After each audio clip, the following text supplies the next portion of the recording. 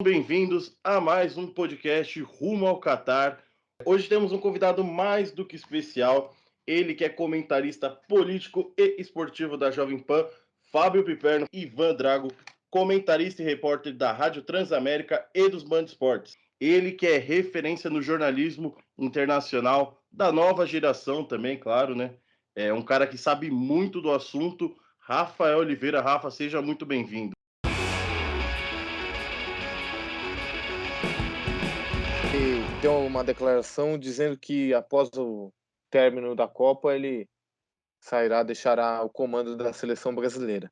E a pergunta, mesmo antes da Copa do Mundo, mesmo a gente não sabendo o resultado, a pergunta que fica é quem deve ser o novo comandante da seleção. Eu acho que a seleção brasileira hoje é conduzida pelo melhor treinador brasileiro. Eu acho que não há ninguém melhor que o Tite ou próximo dele para assumir a seleção brasileira, tá? Esse é o primeiro ponto. Eu acho que chegou, enfim, o momento de a gente pensar a seleção brasileira sendo conduzida por um estrangeiro.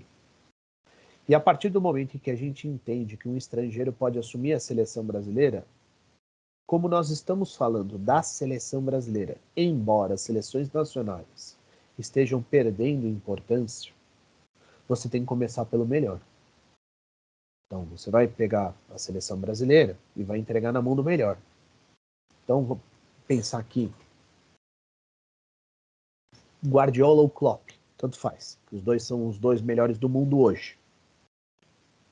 Guardiola, você quer assumir a seleção brasileira? Não, não quero. Klopp, você quer assumir a seleção brasileira? E por aí vai. Entregar a seleção brasileira nas mãos do Jorge Jesus, eu sou contra. Nas mãos do Abel Ferreira, eu sou contra. Ou você traz um estrangeiro top do mercado, né? Porque Assim como fez a seleção feminina, né? Exatamente. Você não importa a nacionalidade. Eu realmente não estou preocupado com isso. De 2026 será sede tripla, né? Estados Unidos, México e Canadá. Quais são os prós e contras dessa sede compartilhada, tanto para os jogadores quanto para a própria FIFA, interesses financeiros e tudo mais?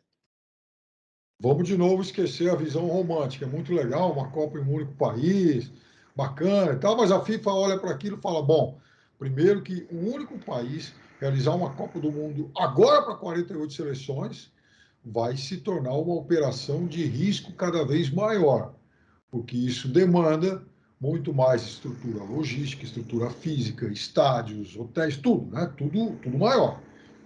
E não é só uma questão de levar 16 seleções a mais, é levar 16 universos de torcedores, né? Imagina a China participar de uma Copa do Mundo, o que não ia surgir de torcedor chinês. Como é que nós vamos abrigar, hospedar esse pessoal todo? É claro que a FIFA também pensa nisso. Então, deixando a visão romântica de lado, quando você realiza uma Copa do Mundo em mais de um país, a chance de você distribuir melhor a organização e os custos é cada vez maior. Então, isso veio para ficar. Eu acho que nunca mais uma Copa do Mundo vai ser disputada em um único país. A Copa de 30, por exemplo, ela já tem umas pré-candidaturas aí, que são, na verdade, consórcios. Na América do Sul, aí lá na Europa, se fala na candidatura da Península Ibérica. Aí, de vez em quando, já se pensa uma candidatura de dois países da Europa traindo algum ali da vizinhança, da Ásia ali, né? Algum rico. Então, é isso que vai acontecer cada vez mais. Veja, por exemplo, como é que você vai levar uma Copa de 48 seleções num país pequenininho como o Catar? Uma operação de risco. Então, daqui 20, 30 anos, não é o Catar que vai sediar uma Copa do Mundo. Vai ser, por exemplo, o Catar em parceria com a Arábia Saudita, o Bahrein, aqueles países, os Emirados Árabes, né? Ou seja, vários países ricos distribuindo o custo e também sendo mais capazes de prover uma estrutura física, e aí estou falando de estádios, hotéis, né? Enfim, aeroportos, e uma estrutura logística melhor. Você acha que pode chegar para ter esse time arrumado ou esse retrospecto ruim que os jogadores tiveram nessa última temporada pelos clubes pode pesar? Ou seleção é seleção e clube é clube?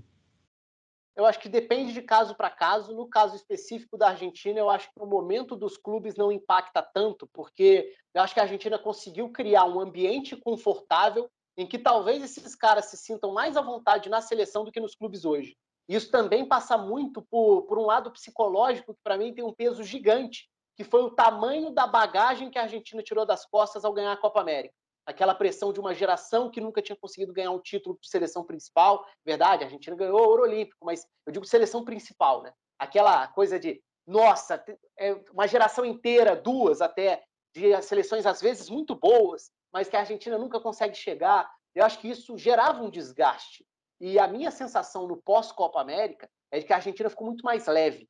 E esse mais leve é muito positivo, porque a Argentina tem jogado à vontade e confiante, meio que naquele sentido de que, olha, tem um jogo duro aqui, mas a gente sabe que em algum momento a gente vai ganhar o jogo. É claro que a gente pode sempre questionar o nível de competitividade de uma eliminatória sul-americana. Eu nem embarco tanto nesse discurso, eu acho que existe sim um nível de competitividade, não em termos de dificuldade para classificação, mas sim de jogo a jogo, rodada a rodada. Eu acho que tem bons adversários. É claro que é importante você fazer esse duelo contra outras escolas, outros continentes, gerar esse intercâmbio também é muito importante. E a Argentina vai ter isso contra a Itália, que embora não vá para a Copa, é hoje uma das melhores seleções europeias, o que é uma grande ironia, né? Mas aconteceu.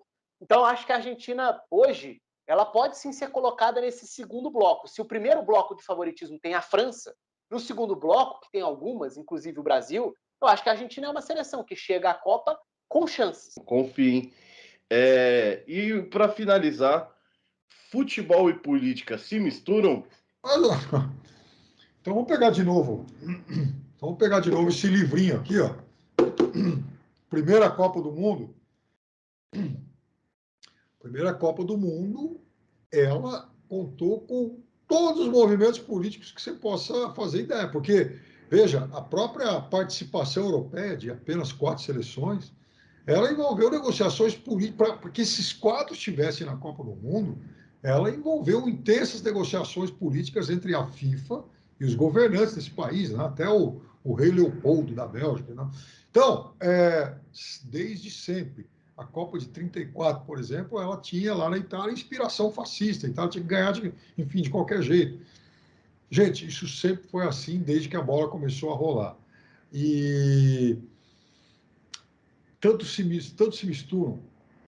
Vou contar rapidamente 2 episódios para vocês que aconteceram 100 anos atrás. Em 1921, o governo brasileiro de Epitácio Pessoa, né, o governo brasileiro interveio para que jogadores negros não participassem daquele campeonato sul-americano na Argentina, porque eles achavam que a presença de jogadores negros faria mal para a imagem do país, porque eles foram apupados lá na Argentina em 1916, jornais argentinos faziam aquelas piadas racistas lá de macaquitos, aquela coisa deplorável, né? E o governo brasileiro meio que adotou isso. Olha a fragilidade moral, inclusive, de um governo de um país como o Brasil.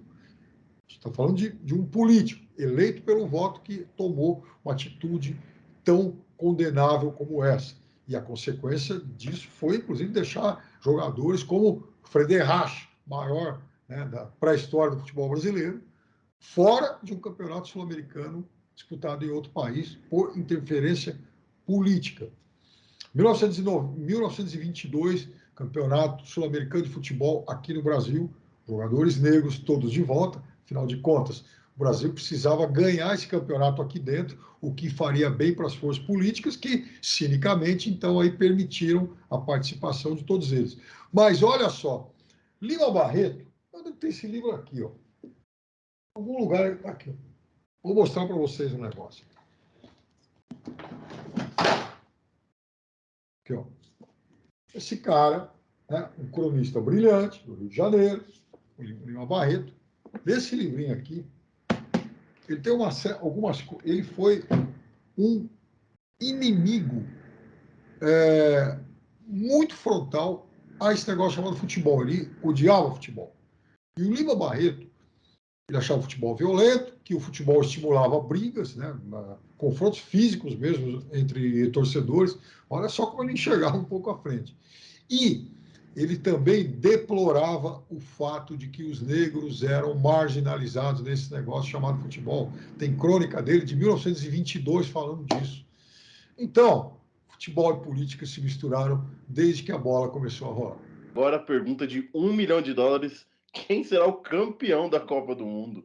Porque é cruzamento, porque são as possibilidades. Eu acho que é muito difícil prever esse tipo de coisa.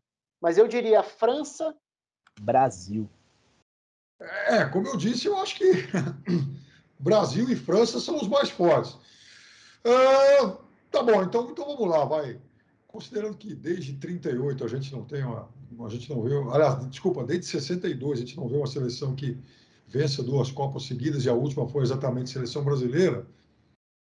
Eu acho que torço para que essa Copa tenha uma final Brasil e França, com o Brasil campeão. Obrigado a todo mundo aí que nos ouviu neste podcast Rumo ao Catar. Obrigado, Felipe Zamboni, obrigado, Tom Kosminski e Lucas Caldini, meu querido. Eu fico por aqui e até o próximo episódio. Valeu, galera!